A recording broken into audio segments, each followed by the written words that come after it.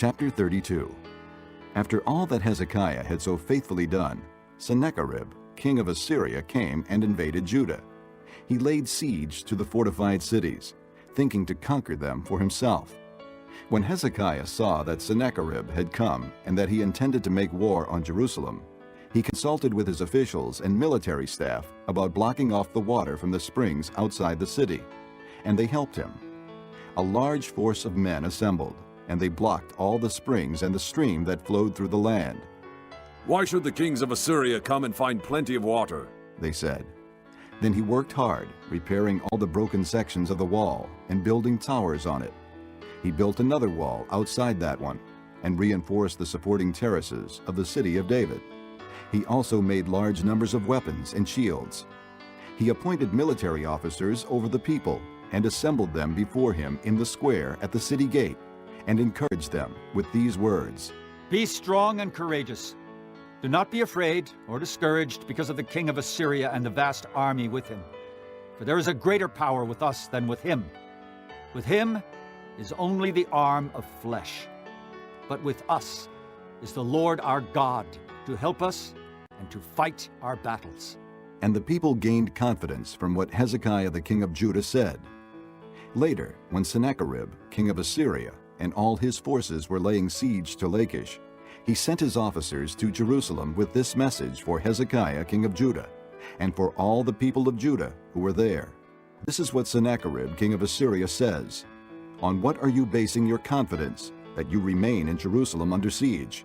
When Hezekiah says, 'The Lord our God will save us from the hand of the king of Assyria,' he is misleading you, to let you die of hunger and thirst. Did not Hezekiah himself remove this God's high places and altars, saying to Judah and Jerusalem, 'You must worship before one altar and burn sacrifices on it'? Do you not know what I and my fathers have done to all the peoples of the other lands? Were the gods of those nations ever able to deliver their land from my hand? Who of all the gods of these nations that my fathers destroyed has been able to save his people from me? How then can your God deliver you from my hand? Now, do not let Hezekiah deceive you and mislead you like this. Do not believe him, for no God of any nation or kingdom has been able to deliver his people from my hand or the hand of my fathers. How much less will your God deliver you from my hand?" Sennacherib's officers spoke further against the Lord God and against his servant Hezekiah. The king also wrote letters insulting the Lord, the God of Israel, and saying this against him, "Just as the gods of the peoples of the other lands did not rescue their people from my hand, so the God of Hezekiah will not rescue his people from my hand." Then they called out in Hebrew to the people of Jerusalem who were on the wall, to terrify them and make them afraid in order to capture the city. They spoke about the God of Jerusalem as they did about the gods of the other peoples of the world, the work of men's hands. King Hezekiah and the prophet Isaiah son of Amoz cried out in prayer to heaven about this. And the Lord sent an angel who annihilated all the fighting men and the leaders and officers in the camp of the Assyrian king. So he withdrew to his own land in disgrace. And when he went into the temple of his God, some of his sons cut him down with the sword. So the Lord saved Hezekiah and the people of Jerusalem from the hand of Sennacherib king of Assyria, and from the hand of all others. He took care of them on every side. Many brought offerings to Jerusalem for the Lord, and valuable gifts for Hezekiah, king of Judah. From then on, he was highly regarded by all the nations. In those days Hezekiah became ill, and was at the point of death. He prayed to the Lord, who answered him, and gave him a miraculous sign. But Hezekiah's heart was proud, and he did not respond to the kindness shown him. Therefore the Lord's wrath was on him, and on Judah and Jerusalem. Then Hezekiah repented of the pride of his heart, as did the people of Jerusalem. Therefore the Lord's wrath did not come upon them during the days of Hezekiah. Hezekiah had very great riches and honor, and he made treasuries for his silver and gold, and for his precious stones, spices, shields, and all kinds of valuables. He also made buildings to store the harvest of grain, new wine, and oil. And he made stalls for various kinds of cattle, and pens full of flocks. He built villages and acquired great numbers of flocks and herds, for God had given him very great riches. It was Hezekiah who blocked the upper outlet of the Gihon spring and channeled the water down to the west side of the city of David. He succeeded in everything he undertook. But when envoys were sent by the rulers of Babylon to ask him about the miraculous sign that had occurred in the land, God left him to test him and to know everything that was in his heart. The other events of Hezekiah's reign and his acts of devotion are written in the vision of the prophet Isaiah, son of Amoz, in the book of the kings of Judah and Israel. Hezekiah rested with his fathers and was buried on the hill where the tombs of David's descendants are. All Judah and the people of Jerusalem honored him when he died, and Manasseh his son succeeded him as king. Chapter 33. Manasseh was 12 years old when he became king, and he reigned in Jerusalem 55 years. He did evil in the eyes of the Lord, following the detestable practices of the nations the Lord had driven out before the Israelites. He rebuilt the high places his father Hezekiah had demolished. He also erected altars to the Baals and made Asherah poles. He bowed down to all the starry hosts and worshipped them. He built altars in the temple of the Lord, of which the Lord had said, "My name will remain in Jerusalem forever." In both courts of the temple of the Lord, he built altars to all the starry hosts. He sacrificed his sons in the fire in the valley of Ben Hinnom, practiced sorcery, divination, and witchcraft, and consulted mediums and spiritists. He did much evil in the eyes of the Lord, provoking him to anger. He took the carved image he had made and put it in God's temple, of which God had said to David and to his son Solomon, "In this temple and in Jerusalem, which I have chosen out of all the tribes of Israel, I will put my name forever. I will not again make the feet of the Israelites leave the land I assigned to your forefathers, if only they will be careful to do everything I commanded them concerning all the laws, decrees, and ordinances given through Moses." But Manasseh led Judah and the people of Jerusalem astray, so that they did more evil than the nations the Lord had destroyed before the Israelites. The Lord spoke to Manasseh and his people, but they paid no attention.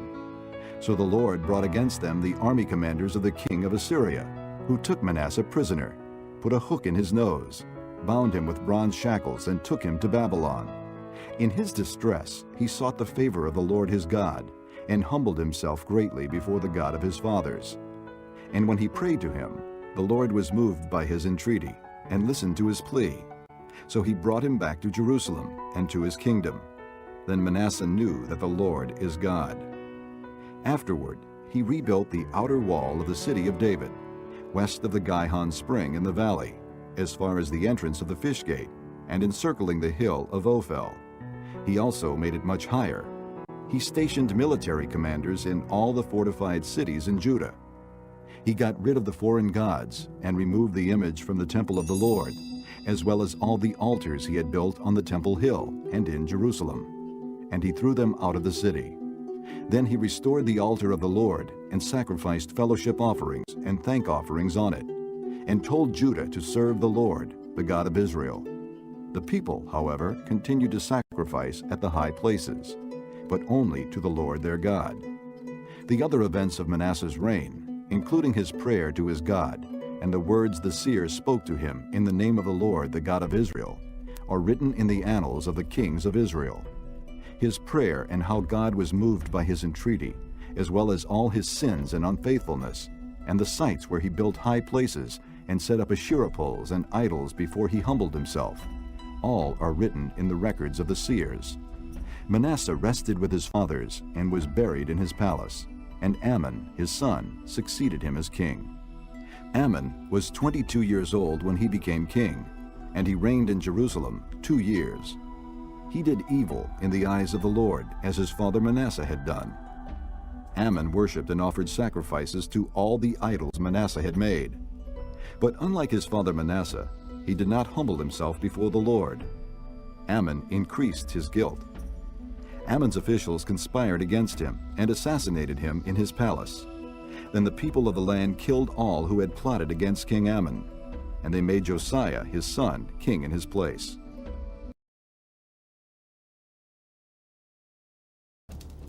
Meanwhile, the high priest questioned Jesus about his disciples and his teaching. I have spoken openly to the world. Jesus replied, I always taught in synagogues or at the temple, where all the Jews come together. I said nothing in secret. Why question me? Ask those who heard me. Surely they know what I said. When Jesus said this, one of the officials nearby struck him in the face. Is this the way you answer the high priest? He demanded. If I said something wrong, Jesus replied, testify as to what is wrong. But if I spoke the truth, why did you strike me? Then Annas sent him, still bound, to Caiaphas the high priest.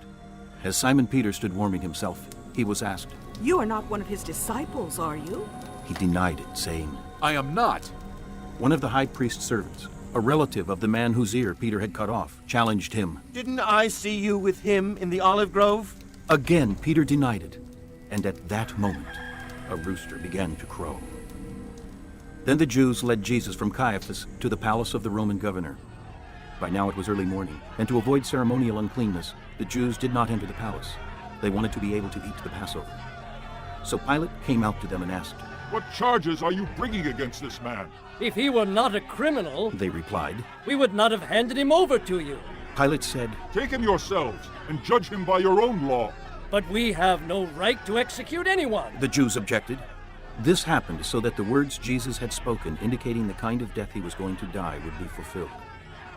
Pilate then went back inside the palace, summoned Jesus, and asked him, Are you the king of the Jews? Is that your own idea? Jesus asked. Or did others talk to you about me? Am I a Jew? Pilate replied, It was your people and your chief priests who handed you over to me. What is it you have done? Jesus said, My kingdom is not of this world. If it were, my servants would fight to prevent my arrest by the Jews. But now my kingdom is from another place. You are a king, then, said Pilate. Jesus answered, You are right in saying I am a king. In fact, for this reason I was born, and for this I came into the world, to testify to the truth. Everyone on the side of truth listens to me. What is truth? Pilate asked. With this he went out again to the Jews and said, I find no basis for a charge against him, but it is your custom for me to release to you one prisoner at the time of the Passover. Do you want me to release the king of the Jews? They shouted back, No, not him! Give us Barabbas! Now Barabbas had taken part in a rebellion.